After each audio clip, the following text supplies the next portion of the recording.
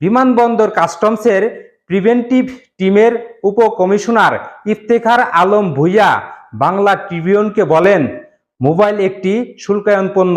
কোনো যাত্রী যদি ফোন নিয়ে আসেন তবে তিনি কাস্টমসের হলে এসে ঘোষণা দিয়ে সেগুলো শুল্কায়ন করে নিয়ে যেতে পারবেন। কিন্তু এক শ্রেণীর যাত্রী তা না করে নানা কৌশলে সেগুলো বাইরে নেওয়ার চেষ্টা করেন।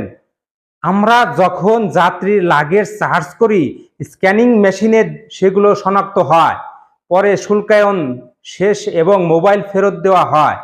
এক প্রশ্নের জবাবে তিনি বলেন, একজন যাত্রী ট্যাক্স ফি ব্যবহৃত 2টি ফোন নিতে পারবেন, এর সঙ্গে আরও একটি ফোন ট্যাক্স পরিশোধ করে নিতে পারবেন।